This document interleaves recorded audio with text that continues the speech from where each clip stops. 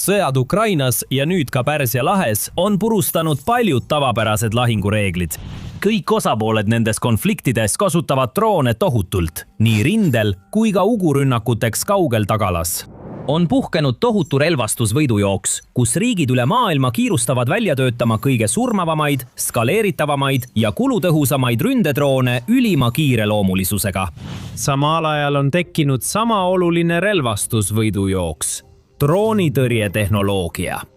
Tuntud ka kui CUAS lahendused hõlmavad droonitõrjemeetmed kõike alates odavatest käes hoitavatest võrkpüssidest kuni keerukate raketisüsteemideni, mis maksavad $100 miljoneid. Kuid nüüd on Rootsi hiiglane Saab välja tulnud ainulaadse kontseptsiooniga, mis on end lahingus tõestanud ja võib muuta kogu NATO lähenemist droonitõrjele. Loki. Vaatame lähemalt Loki süsteemi, mis teeb sellest nii innovaatilise lahenduse ja kuidas see võiks droonisõda jäädavalt muuta. Nüüdseks on CUAS-ist saanud suur äri. 2025 aasta keskpaigast kuni lõpuni toimunud droonide sissetungide laine Euroopa õhuruumi paljastas, kui ettevalmistamata oli suur osa Euroopast drooniparvede rünnakuteks, mida Ukraina ja üha enam ka Venemaa on olnud sunnitud pidevalt tõrjuma. Traditsioonilised raketipõhised õhutõrjesüsteemid nagu MIM-104 Patriot ja Iris-T on osutunud tõhusaks kaugmaa droonide, näiteks Venemaa Shahid-Jorani variantide allatulistamisel. Tõhusad, kuid mitte kulutõhusad. Lihtsalt ei ole mõistlik kasutada mitmemiljonilisi raketitõrjerakette droonide allatulistamiseks, mis maksavad vaid 10 000, eriti kui droone toodetakse 100 päevas, samal ajal kui raketitõrjerakette toodetakse vaid 100 aastas. Nii et võidujooks CUAS-lahenduste väljatöötamiseks on alanud. Aastatel 2026 kuni 2030 eeldatakse, et NATO liikmed ja lähedased liitlased kulutavad õhu- ja raketikaitsevõimekustele üle $210 miljardit. Suur osa sellest eraldatakse tippklassi süsteemidele nagu Patriot, Iris-T ja SAMP-süsteemid. Vajadus kaitsta end tippohte nagu Vene ja Iraani tiibraketid ning ballistilised raketid vastu on sama kriitiline kui kunagi varem. Siiski voolab miljardeid ka õhutõrjesüsteemidesse, mis on spetsiaalselt suunatud droonide vastu, eriti süsteemidesse, mis pakuvad mõistliku kulu ja tulemuse suhet ning mida on lihtne, kiiresti ja suures koguses toota. Viimane Unmanned Airspace 2026 ülemaailmne Counter-UAS-süsteemide kataloog loetleb üle 1000 CUAS-süsteemi, mida arendavad või toodavad enam kui 550 ettevõtet üle kogu maailma. Kataloog jagab süsteemid 11 erinevasse kategooriasse. Süsteemid droonide püüdmiseks nagu võrgupüssid, mehitamata maismaasõidukid, tuvastussüsteemid, suunatud energia- ja relvasüsteemid, elektroonilised vastumeetmed ehk ECM, relvad, integreeritud süsteemid, püüdurdroonid, raketid, laskemoon ja muud, sealhulgas tarkvara. Aga erinevalt enamikust loetletud süsteemidest võib neil olla raske Loki ühte kindlasse kategooriasse paigutada. Sest see, mis teeb selle süsteemi eriliseks, ei ole mingi täiesti uus kõrgtehnoloogiline viis droonide allatoomiseks ega tehisintellekti innovaatiline kasutamine. Selle ilu seisneb hoopis selles, et olemasolevatest ja laialt levinud komponentidest pannakse pragmaatiliselt kokku väga tõhus ja kuluefektiivne süsteem. Saab ei püüdnud jalgratast uuesti leiutada, neil polnud selleks vajadust. Nende insenerid vaatasid olemasolevaid komponente, mis neil riiulitel olid ja mis olid mõeldud hoopis teisteks otstarveteks ning mõistsid, et neil on juba kõik vajalik olemas, et toota ülim droonitapja. Ja see samm paneb CUAS-i disainerid üle maailma kas mõtlema, oota, miks meie ei saa nii teha? Või siis, anna siia! Nüüd ei tohiks olla üllatus, et just Saab pakub pragmaatilisi ja innovaatilisi lahendusi pakilistele sõjalistele probleemidele, vähemalt neile, kes on kogenud globaalse sõjatööstuskompleksi jälgijad. Nad on seda ju aastakümneid teinud. Ettevõte, mille nimi on lühendsõnadest Svenska Aeroplan Aksa Puulaget ehk Rootsi lennukikorporatsioon, asutati 1937 aastal. Sellest sai hiljem Rootsi juhtiv kaitsetööstusettevõte, mille turuväärtus ületas $35 miljardit. See on kaugelt kõige olulisem ettevõte riigis, nii ulatuse, tehnoloogiliste uuenduste kui ka strateegilise tähtsuse poolest. Aastate jooksul on Saab järjepidevalt pakkunud relvade valikut, mis on kogu maailmas nõutud nende kvaliteedi, praktilisuse ja töökindluse tõttu. kõige tuntumad neist on ilmselt ikooniline JAS-39 Gripen hävituslennuk, AT-4 tankitõrjerelv RBS-15, laevatõrjerakett Double Eagle miinitõrje, meredroonid, Carl Gustav M4 tagasilöögita kahur, Trackfire kaugjuhitav relvajaam ja Giraffe radarite süsteemid. Ja selle nimekirja 2 viimast eset ühendatakse nüüd täiesti uues Loki süsteemis. Loki esitleti esmakordselt 2025 aasta veebruaris, olles Rootsi õhuväe, Rootsi kaitsematerjalide ameti ehk FMV, Saabi ja teiste partnerite koostöövili. See ühendab olemasolevad tehnoloogiad modulaarseks süsteemiks, mida saab kokku panna erinevates konfiguratsioonides nagu Lego klotse. Süsteem ühendab mobiilse radari Saabi Giraffe 1X kaugjuhitava Trackfire reljaama, mis on varustatud raske ja keskmise kuulipildujaga ning elektroonilise sõjapidamise komponentidega. See tähendab, et see suudab jälgida nii füüsilisi sihtmärke kui ka signaale elektromagnetilises spektris, pakkudes nii varajast avastamist kui ka mitmeid neutraliseerimisvõimalusi. Tänu oma modulaarsele disainile saab tulevikus suhteliselt lihtsalt lisada ka muid seadmeid, näiteks suunatud energiaga relva. Sellest räägime veidi hiljem lähemalt. Aga praegu on süsteemi teadaolevad komponendid laialdaselt kasutusel nii NATO liikmesriikides kui ka mujal, vähendades koostalitlusvõime ja operaatorite väljaõppe õppimiskõveraid miinimumini. Võtame näiteks radari. Giraffi radariperekonna arendus algas 1970 aastatel ning esimesed süsteemid tarniti 1977 aastal. Need töötati algselt välja koos RBS-70 õhutõrjeraketiga. Varased Giraffe radarid olid mehaanilised 2- ja 3-mõõtmelised impulss-Dopleri süsteemid, mis töötasid GH sagedusalas ning olid mõeldud madalal lendavate õhusõidukite tuvastamiseks keerulistes keskkondades. Aja jooksul arenes see radarite perekond edasi täiustatud digitaalsüsteemideks, mille tipuks sai Giraffe Agile Multibeam ehk AMB. AMB on 3D passiivne elektrooniliselt skaneeritav antennivõre ehk pesaradar, mida on laialdaselt eksporditud ja kasutatud nii maismaa kui ka mereväe rollides, viimases tuntud kui Sea Giraffe.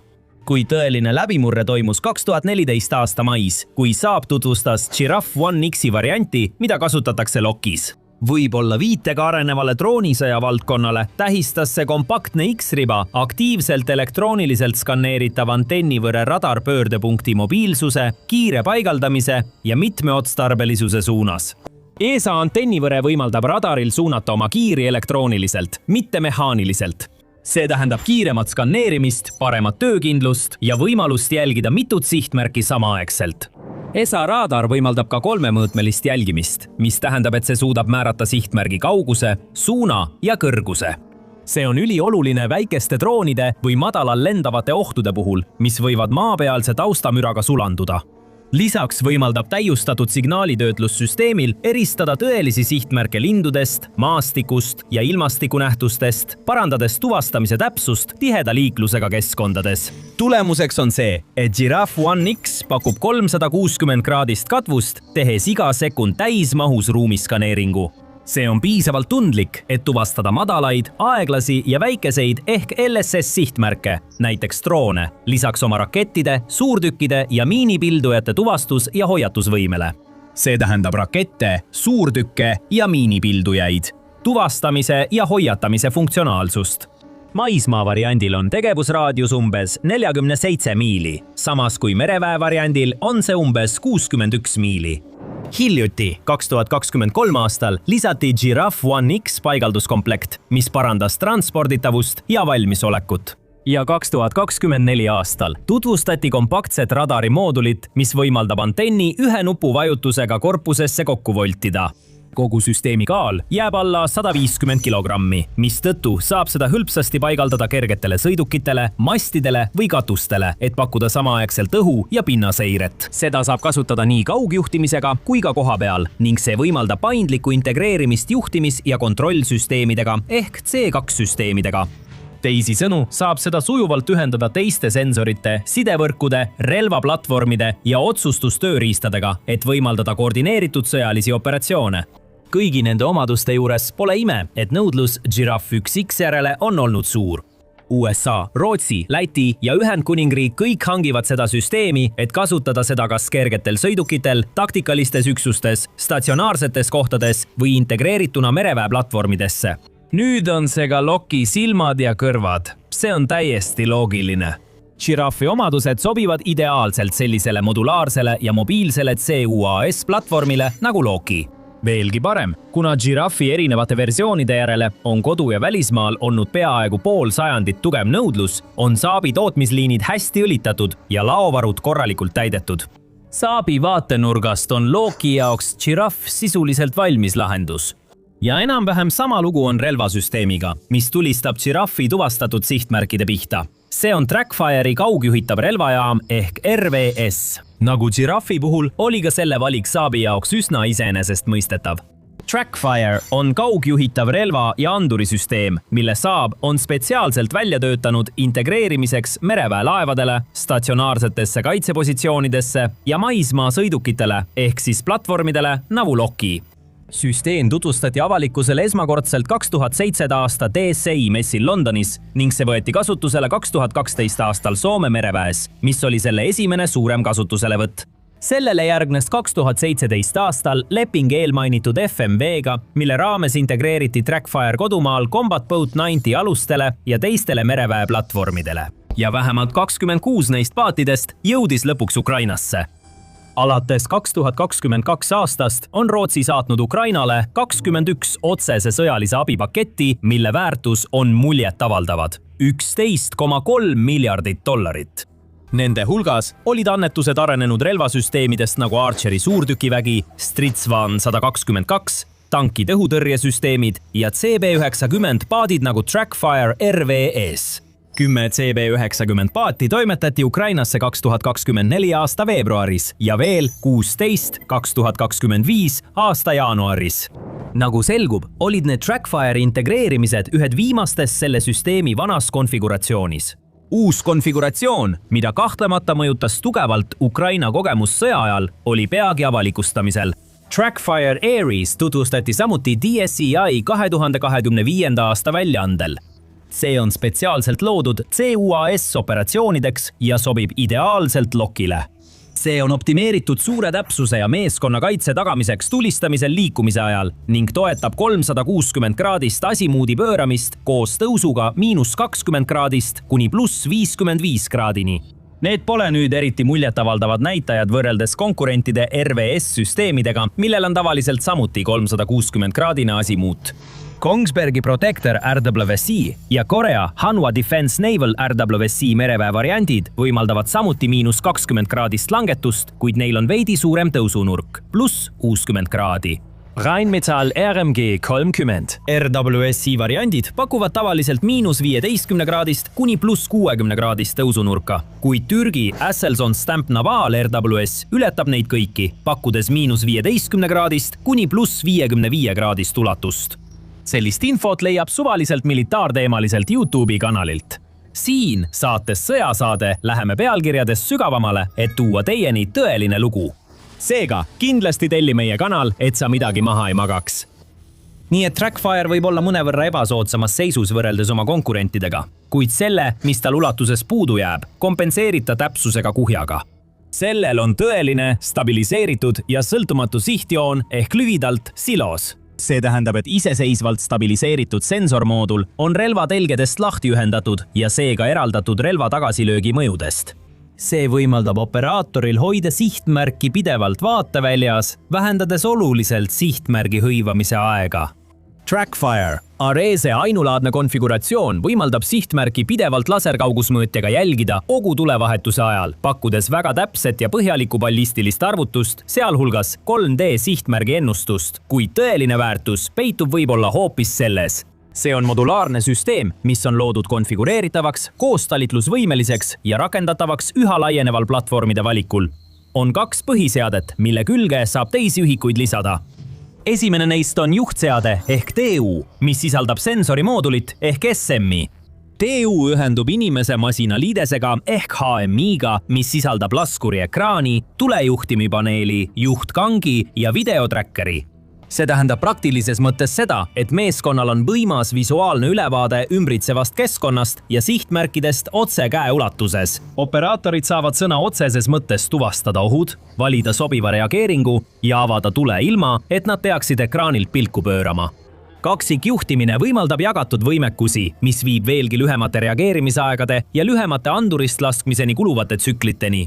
Lisaks on süsteem loodud integreerimiseks teiste platvormisüsteemidega, mis tähendab, et sihtmärgi pildiandmeid saab edastada nii platvormi sees kui ka teistele ja teistelt platvormidelt.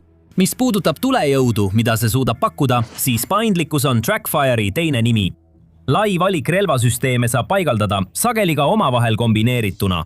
Aresi variandil on standardvarustuses 30x113 mm M230 LF Bushmasteri ketikahur, kuid see suudab kasutada ka Browningu. M2 HMG 12,7 mm raskekuuli pilduja, FN Mag 58 7,62 mm universaalne kuulipilduja, MK19 40X 53 mm ja HNK GMG 40X 53 mm granaadiheitjad ning kergemad raketid. Samuti saab paigaldada täiendavaid lahendusi, nagu mitteletaalsete mõjudega seadmed ja segajad. Loki puhul sisaldav varustus Browningu M2 FN Mag 58 ning elektroonilise sõjapidamise komponente segamiseks. Siiski saab sellele vajadusel paigaldada ka kõiki teisi eelmainitud relvi, samuti suitsugranaadiheitjaid, pimestajaid, prosektoreid, valjuhääldeid ja isegi kergeid kahureid. Kuid isegi baasvarustus annab sulle midagi, mida enamik teisi CUAS-süsteeme ei paku. 2 erinevat tuvastamise ja kaasamise võimalust, füüsiline ning elektromagnetilise spektri jälgimine. See annab sulle mitu neutraliseerimisvõimalust lisaks varajasele tuvastamisele ja see aitab oluliselt lahendada NATO jaoks ilmselget põhiprobleemi. Kulupõhised vastumeetmed väikeste ja odavate droonide vastu. Nüüd ei ole CUAS-lahenduste väljatöötamisel arvestatav ainult materjalide hind. Aeg, mis kulub ideest reaalse kasutuseni jõudmiseks, on sama suur murekoht. Mida kauem see aega võtab, seda kallimaks lõpptoode tõenäoliselt muutub. Selles osas pidi Loki mingisuguse NATO rekordi purustama. Hindamisest tarneni kulus vaid 84 päeva, mis on relvasüsteemide puhul uskumatult lühike aeg. Loki loodi tegelikult omamoodi kiirusekatse eksperimentina, et näha, kui kiiresti rootslased suudavad hinnata ja tarnida uue CUAS-süsteemi. Ja tundub, et eksperiment on kindlasti õnnestunud. See, mis algas kaitsetööstuse demonstratsioonina, muutus intensiivseks 3-kuuliseks pingutuseks, et tarnida mobiilne ja kohandatav süsteem Rootsi õhuväe lahinguüksustele. Hindamine algas 2025 aasta jaanuaris ja vähem kui 3 kuud hiljem tarniti töötavad üksused, mis olid valmis välitestideks. See on tõesti märkimisväärne saavutus kaasaegses sõjatehnikas. Kuidas nad seda siis tegid? Karl-Johan Bergholmi, Saabi seirevaldkonna asepresidendi ja juhi sõnul. Kuna see polnud tüüpiline mitme aasta pikkune tootearendusprotsess, pidime teistmoodi mõtlema ja kasutama uuenduslikku lähenemist, et sellest väljakutsest üle saada. Kasutades nutikalt olemasolevaid tooteid ja integreerides uusi funktsioone ning tehnoloogiaid, suutsime kontseptsiooni rekordkiirusel ellu viia. Kindlasti aitab oluliselt kaasa see, kui riiulil on olemas maailmatasemel komponentide varu, mida saab kohe uude süsteemi integreerida. Muidugi on prototüübi esitamine üks asi, kuid see peab end veel lahinguväljal tõestama. Ja Loki puhul on see juba juhtunud. 2025 aasta septembris kinnitas Saab, et Loki oli viimased 6 kuud Poolas kasutusel olnud. Seda oli kasutatud Malborki õhuväebaasis, kus Rootsi 21. tiivast ja hiljem 17. tiivast pärit väed olid NATO ülesandel. Nende ülesandeks oli peamiselt liitlasrajatiste, sealhulgas sõjalise abi Ukrainasse saatmise, keskse logistikakeskuse turvamine. Kuidas siis läks? Ametlik seisukoht on, nagu võite Rootsi ohvitserilt oodata, pragmaatiline ja tagasihoidlik. Tõhusad õhuoperatsioonid nõuavad tugevat maapealset kaitset. Süsteemid, mille me kasutusele võtsime, tugevdasid oluliselt baasi turvalisust nii meie kui ka meie liitlaste jaoks, ütles leitnant kolonel Christian Bertelsen, Rootsi kontingendi ülem Poolas. Süsteemi fotod annavad meile veidi rohkem detaile. Süsteemi märgistused näitavad, et radaritestide ajal õnnestus edukalt alla tuua 36 4-rotor-droonit ja 17 püsitiivaga UAV-d. Fotod paljastavad ka süsteemi MacGyveri-laadse ehituse. Radar oli lihtsalt asetatud alusele ja kinnitatud elastsete rihmadega. Toiteallikas oli samuti korraldatud lihtsalt ja praktiliselt. Juhtmed olid ühendatud pikendusjuhtme kaudu, mis tõenäoliselt oli ühendatud generaatoriga. Radari kõrval on punane konteiner, millel on antennid, ilmselgelt segamisseade. seda ei ole värvitud, mis tõenäoliselt näitab, et projekti puhul on rõhk pandud kiirusele, mitte viimistlusele. Ühelt poolt võib see keskendumine tekitada Saabile mõningaid probleeme, kui ta turustab Loki üle maailma. Süsteemi kasutamist harjutab nüüd Rootsi 21. tiibrühma tasandil ning täielik integreerimine lahinguüksustesse on plaanitud 2025 aasta lõpuks. Kuid NATO integreerimine nõuab rangemaid standardeid, näiteks nõuetekohaseid juhtmestustavasid. Nende varaste mudelite põhjal otsustades tuleb mõned elemendid tõenäoliselt enne laiemat kasutuselevõttu korrastada. Kuid teisest küljest võiks Loki arendamisel kasutatud koostöövaim ja paindlik lähenemine olla eeskujuks tulevastele projektidele või isegi tuua kaasa muutuse NATO doktriinis. Nagu Rootsi õhuväe ülem, kindralmajor Jonas Wickman ütleb, see on selge näide sellest, kuidas me ehitame vajalikke võimekusi ja oleme valmis tavapärastest protsessidest kõrvale kalduma, et tänastele ohtudele kiiresti reageerida. Me peame pidevalt arenema ja leidma kiireid ning pädevaid lahendusi, et ehitada tugevam õhuvägi. Me ei tea, kui palju see maksab, kuid Loki on skaleeritav ja kohandatav arenevate ohtude jaoks, kuna seda saab vajadusel täiendada täiendavate andurite ja relvajaamadega. See suudab isegi ümberpaigutamise ajal töötada, pakkudes liikumise ajal pidevat kaitset. See sobitub hõlpsasti kihilisse õhukaitsesse ning on loodud laienevateks integreerimisteks ja koostalitlusvõimeks teiste süsteemidega. Kui paljude teiste süsteemide kohta saab NATO seda öelda? Need omadused võivad olla lähiaastatel otsustava tähtsusega. Tagasihoidlik Iraani Shahedi droon on sõjapidamist nii palju muutnud, et isegi USA oli sunnitud selle lahti võtma ja kiiresti oma analoogi looma. Miski ei suuda võistelda tippklassi süsteemide nagu Patriot ja THAAD võimsusega tuvastada ja hävitada lähenevaid õhurünnakuid. Ainult Ukraina suudaks Pak 3 rakettide terve aasta toodangu mõne kuuga ära kasutada, kui tal oleks võimalik need kätte saada. Võib-olla muutub sõjapidamise olemus nii kiiresti, et ammune, pikk, kuid tulus kaitsetööstuse tootmistsükkel pole enam jätkusuutlik. See on liiga kallis ja liiga aeglane. Selles uues paradigmas on tõenäoliselt võitjateks sellised lahendused nagu Loki, mis on paindlikud, loovad, kohanemisvõimelised ja kergesti skaleeritavad. Hoiame teid muidugi arengutega kursis. Lõppude lõpuks ei möödu peaaegu ühtegi nädalat ilma mõne põneva uue arenguta CUAS-is. Ja vaadake seda videot Ühendkuningriigi uuest CUAS-süsteemist Dragonfire. Aitäh vaatamast!